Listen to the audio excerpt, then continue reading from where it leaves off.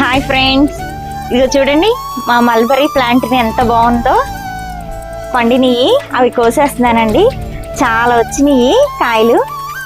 వీటన్నిటిని ఇదిగోండి ఇట్లా రెడ్ అండ్ బ్లాక్గా ఇలా వస్తే ఇది సూపర్ ఉంటాయండి, తీయగా ఉంటాయి ఇవి. ఇవి చూడండి చెట్టు నిండా పోతుంది. బాగా మనం ఏ ఒకటి వెజిటబుల్ వేస్ట్ ఇవన్నీ ఇస్తూ ఉంటే బాగా వస్తాయి.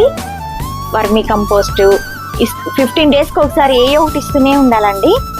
ఇదిగోండి ఎంత బాగుందో, కొమ్మకి ఎన్ని ఉన్నాయో చూడండి. ఈ వెయిట్కి వంగిపోతున్నాయి, బాగా వచ్చినాయి.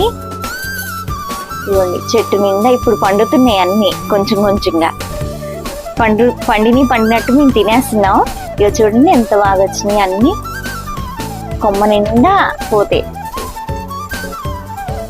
ఇదిగోండి ఇక్కడ ఇంకా కొన్ని ఉన్నాయి, ఇవి కూడా కోస్తున్నాం. ఇలా కొన్ని కొన్ని పండుతున్నాయి, పండినట్టు. ఇక చూడండి ఎన్ని ఉన్నాయి ఇక్కడ, భలే ఉన్నాయి అసలు. చూడ్డానికి చాలా ఆనందం, చూస్తుంటేనే హ్యాపీగా ఉంది. ఇదిగోండి ఇట్లా లావుగా అవుతాయి జ్యూసీగా, అప్పుడు ఇంక కొయ్యాలన్నమాట ఇలాగా. ఇది కొంచెం పుల్లగా ఉంటది. ఇదిగోండి ఈ వెయిట్కి ఇది వంగిపోతుంది. భలే ఉంటాయండి ఇవి తినటానికి. ఇక్కడ ఇంకా ఉన్నాయి, ఇవి చూసుకుంటూ ఉండాలి, లేకపోతే పండి కింద రాలిపోతున్నాయి. ఇది ఇట్లా ఉన్నప్పుడు కోసేసుకోవాలి. కింద పడిపోయినాయి. ఇదిగోండి ఇలాగా వీటిల్ని ఇంకా చెట్టు మొదల్లోనే వేసేస్తాను నేను. ఇదిగోండి ఇది కూడా కోసుకోవచ్చు, ఇట్లా భలే వస్తాయి. ఇదిగోండి ఇట్లా ఉన్నాయి అన్నమాట.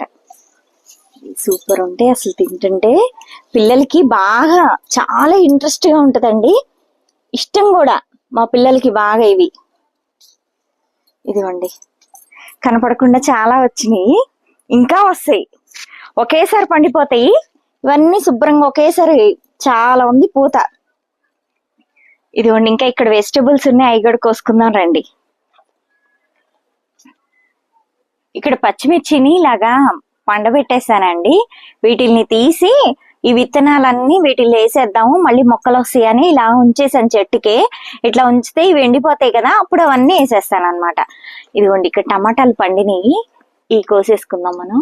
ఇదిగోండి ఇట్లా బాగా వస్తాయి టమాటాలు, ఇవన్నీ బాగా వస్తాయి. ఈ చెర్రీ టమాటాలు ఇదిగోండి భలే వచ్చినాయి చూడండి. ఇది ఇక్కడ కూడా గుత్తులు వస్తాయి చెర్రీ టమాటా ఇవన్నీ. ఇదిగోండి ఇక్కడ కూడా ఇలా వస్తాయి.